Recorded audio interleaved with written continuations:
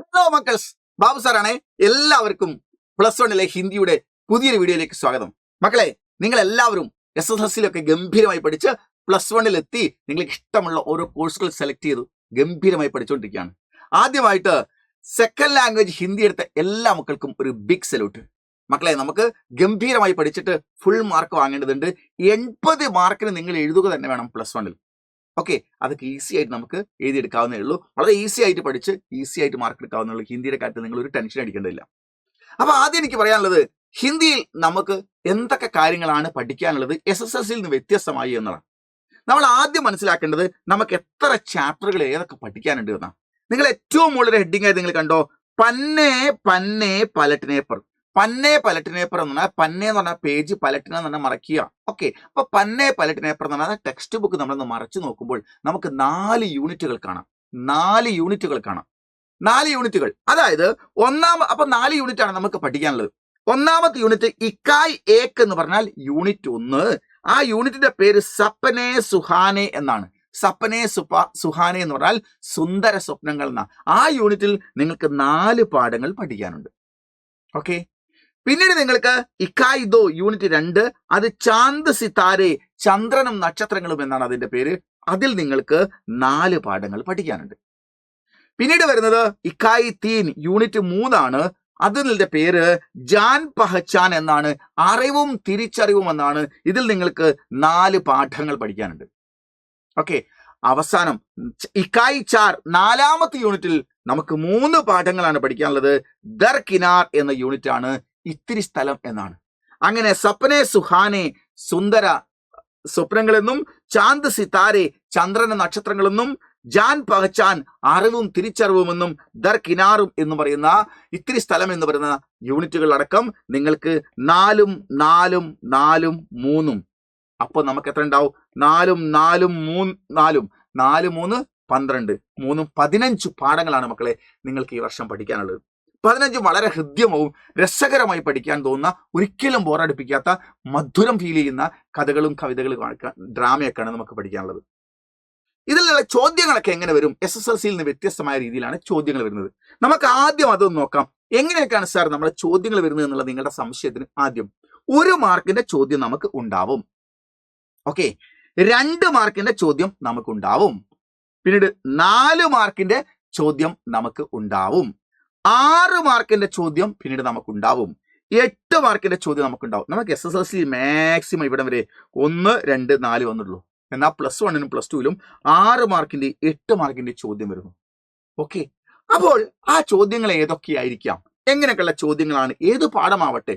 1 ലഘു ഉത്തർ, അതായത് ഉത്തരം ബ്രാക്കറ്റിൽ ഉണ്ടാവും, ഇല്ലെങ്കിൽ ഒരു വാക്കിൽ എഴുതേണ്ടെന്ന് ചോദ്യമായിരിക്കാം. അപ്പൊ അങ്ങനെയുള്ളത് ലഘു ഉത്തരം എഴുതേണ്ടതിന് 1 മാർക്കാണ് നമുക്ക് വരിക. പിന്നീട് 2-3 വാക്യമേ ഉത്തർ, 2-3 വാക്യങ്ങളിൽ ഉത്തരം എഴുതണം. അതിന് നമുക്ക് 2 മാർക്കിന്റെ ചോദ്യം വരും. പിന്നീട് നമുക്ക് പാഠക്കെ ആധാർ പർ, പാഠത്തെ അടിസ്ഥാനപ്പെടുത്തിയിട്ട് സഹി മിലാൻ, മാച്ച് ദ ഫോളോയിങ്, അതായത് ഒരു പാഠത്തെ ആസ്പദമാക്കി ചോദിച്ചേക്കാം, അല്ലെങ്കിൽ ക്വാർട്ടറിലേക്ക് മൊത്തം പഠിക്കാനുള്ള എല്ലാ പാഠങ്ങളിൽ നിന്നും കൂടി എടുത്തിട്ടും ചോദിച്ചേക്കാം. ഓരോ പാഠത്തിൽ നിന്ന് ഒരു വരിയായിരിക്കാം. അങ്ങനെ വരികയാണെങ്കിൽ 4 മാർക്കാണ് അത് ചോദിക്കുന്നത്. ഓക്കെ, പിന്നീട് ഏത് ജീവൻ വൃത്ത് സേ അനുച്ച, അതൊരു പുതിയ ചോദ്യമാണ്. ജീവൻ വൃത്ത് എന്ന് പറഞ്ഞ വാക്കിന്റെ അർത്ഥം ബയോഡാറ്റ ആണ്. ഏതെങ്കിലും ഒരു സാഹിത്യകാരന്റെ ബയോഡാറ്റ, അദ്ദേഹത്തിന്റെ ബർത്തും ഡെത്തും മറ്റു അവാർഡുകളൊക്കെ ചോടെ കൊടുക്കും. ഓക്കെ, അപ്പൊ ബയോഡാറ്റ തന്നിട്ട് അനുച്ഛേദ്, അതിൽ നിന്ന് നിങ്ങൾ പാരഗ്രാഫ് ഉണ്ടാക്കണം. അപ്പൊ അതൊരു പാരഗ്രാഫിലേക്ക് മാറണം. അങ്ങനെ എഴുതുന്ന സമയത്ത് അതിന് 4 മാർക്കാണ്. അതിൽ നിന്ന് നോക്കി എഴുതാൻ എളുപ്പമായി കിട്ടാവുന്നതാണ്. ഒക്കെ നിങ്ങൾക്ക് കാണിക്കാം. അടുത്തത് ചരിത്രപര ടിപ്പണി, ഏതെങ്കിലും കഥാപാത്രങ്ങൾ, കഥയിലോ ഡ്രാമയിലോ ഒക്കെ ഉള്ള കഥാപാത്രങ്ങളെ കുറിച്ചുള്ള ക്യാരക്ടർ സ്കെച്ച് ചോദിച്ചാൽ നിങ്ങൾക്ക് 4 മാർക്കാണ് കിട്ടുന്നത്. അതൊക്കെ നമുക്ക് SSLCയിൽ പഠിച്ച പോലെ അറിയാം.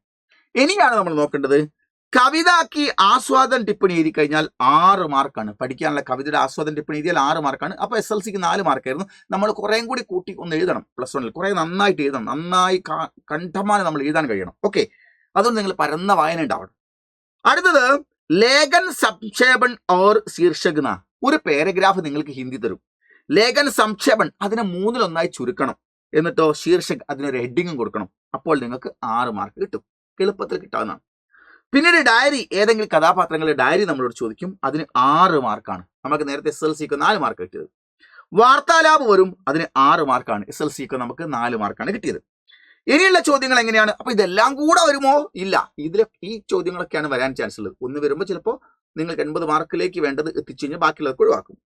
സഹി മിലാൻ കരെ, മാച്ച് ദ ഫോളോയിങ് വേറെ ടൈപ്പിൽ വരാം. നിങ്ങൾക്ക് ഒരു പക്ഷേ ഇങ്ങനെ പാഠഭാഗങ്ങൾ എന്നല്ലാതെ കുറച്ച് ഹിന്ദി വാക്കുകളും റൈറ്റ് സൈഡിൽ ഹിന്ദി വാക്കുകൾ, അല്ലെങ്കിൽ ഹിന്ദി വാക്കുകൾ റൈറ്റ് സൈഡിൽ ഇംഗ്ലീഷ് വാക്കുകൾ, അങ്ങനെയൊക്കെ തന്നേക്കാം. അതിന് 6 മാർക്ക് ഉണ്ട്. അപ്പൊ ആ രീതിയിലുള്ള ചോദ്യങ്ങൾ വരാം.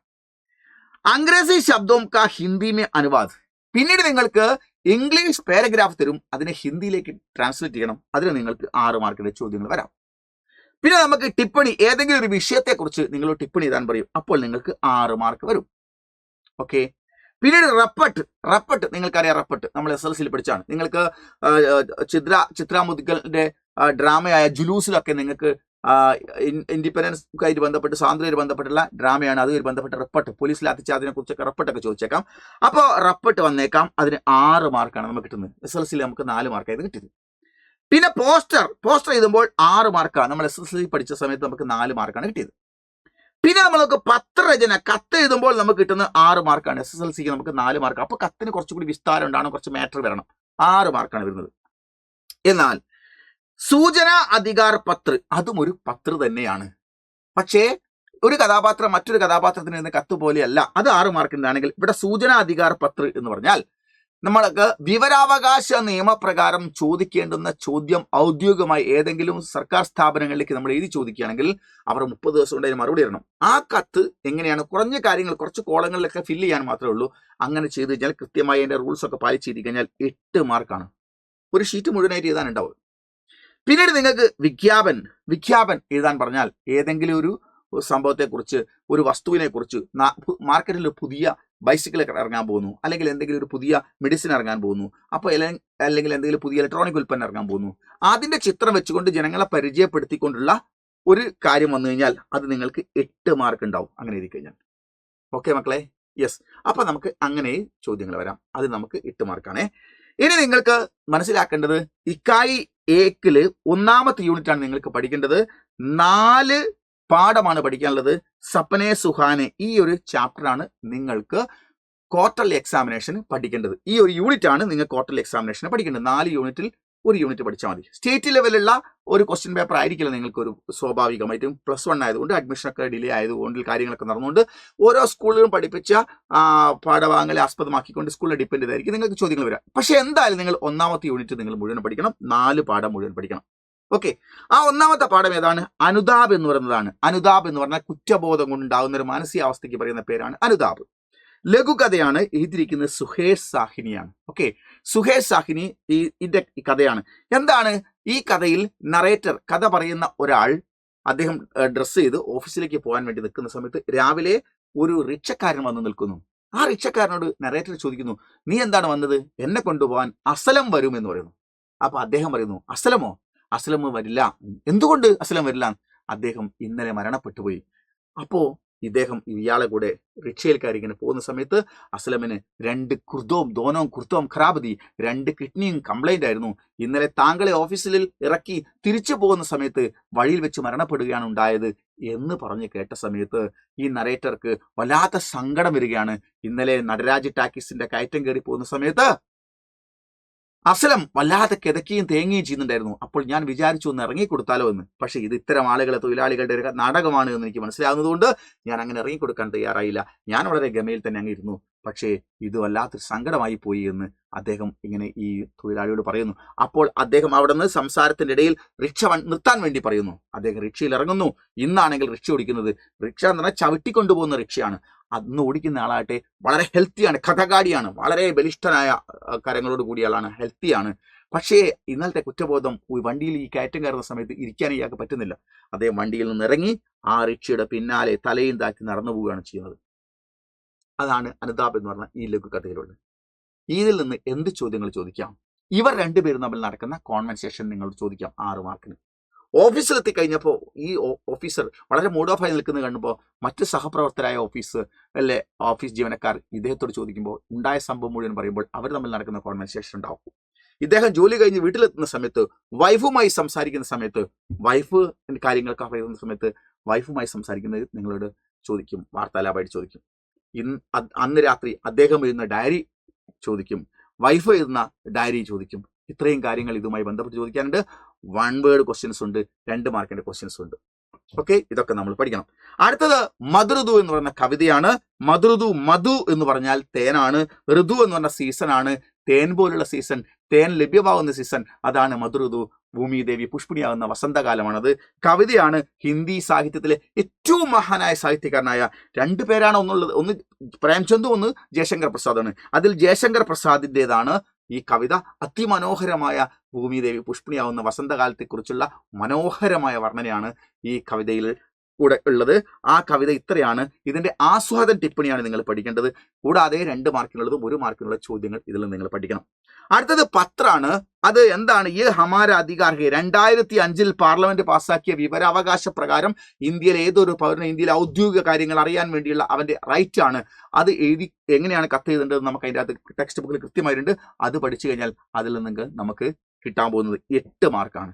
പിന്നീട് നിങ്ങൾക്ക് പഠിക്കാനുള്ളത് ജുലൂസ് എന്ന് പറയുന്നത് ജാഥ എന്നാണ് ആ വാക്കിന്റെ അർത്ഥം. ജുലൂസ് എന്ന് പറഞ്ഞ ജാഥയാണ്. നാട്യരൂപാന്തരമാണ്, നാടക ആവിഷ്കാരമാണ്. ഇത് ചെയ്തിരിക്കുന്നത് ചിത്ര മുദ്ഗൽജി എന്ന് പറയുന്ന അധ്യാപികയാണ്. പക്ഷേ ഈ കഥ, ജുലൂസ് എന്ന് പറഞ്ഞ കഥ ശരിക്കും എഴുതിയിരിക്കുന്നത് ഹിന്ദിയിലെ മഹാനായ സാഹിത്യകാരനായ പ്രേംചന്ദ് ജിയാണ്. പ്രേംചന്ദ് ജിയുടെ കഥ ഇവർ എന്ത് ചെയ്യുന്നു? കഥയെ നാടകമാക്കുകയാണ് ചെയ്തത്. അപ്പൊ ജുലൂസ് എന്നുള്ളത് നാട്യരൂപാന്തരമാണ് ചിത്ര മുദ്ഗൽജിയുടെ. ഇതിൻ്റെ അകത്ത് നമുക്ക് പ്രധാനമായിട്ട് 4 കഥാപാത്രങ്ങളുണ്ട്. ഇബ്രാഹിം അലി എന്ന് പറയുന്ന ഉജ്ജ്വലനായ സ്വാതന്ത്ര്യ സേനാനിയുണ്ട്. പിന്നെ വീർബൽ സിംഗ് എന്ന് പറയുന്ന ക്രൂരനായ ഒരു പോലീസ് ഓഫീസർ ഉണ്ട്. അദ്ദേഹം ദാരോഹ പോലീസ് ഓഫീസറാണ്. പിന്നെ ശംഭുനാഥ്, ദീൻ ദയാൽ, മൈക്കു എന്ന് പറയുന്ന വ്യാപാരി ആളുകളുണ്ട്. ഇവരെ കുറിച്ചൊക്കെ ഉള്ള ക്യാരക്ടർ സ്കെച്ച് ചോദിച്ചേക്കാം.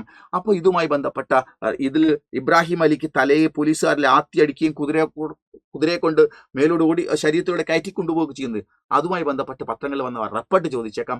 ഇത്തരം കാര്യങ്ങളൊക്കെയാണ് ഈ 4 പാഠവുമായി നിങ്ങൾ പ്രധാനമായി നോക്കി വെക്കേണ്ടത്. ഇതൊക്കെ എങ്ങനെ കിട്ടും? ഇതുമായി ബന്ധപ്പെട്ട നിങ്ങൾക്ക് വീഡിയോസ് ഒക്കെ വരും. കൂടാതെ എക്സാം ആകുന്ന സമയത്ത് മാരത്തോൺ ലൈവിലൂടെ എല്ലാം വ്യക്തമായിക്കൊണ്ട് നിങ്ങൾ ക്ലാസ് ഉണ്ടാവും. അതുകൊണ്ട് ഒന്നും ടെൻഷൻ അടിക്കേണ്ടതില്ല. നിങ്ങൾ സൈലത്തെ ഫോളോ ചെയ്യുക. നമുക്ക് ഇത്തവണ ഗംഭീരമായിട്ട് നമുക്ക് ഫുൾ മാർക്ക് ഹിന്ദിയിൽ വാങ്ങാം. ഓക്കെ, ഇത് സൈലം വരുന്ന ഉറപ്പാണ്, ബാബു സാർ വരുന്ന ഉറപ്പാണ്. Okay, by.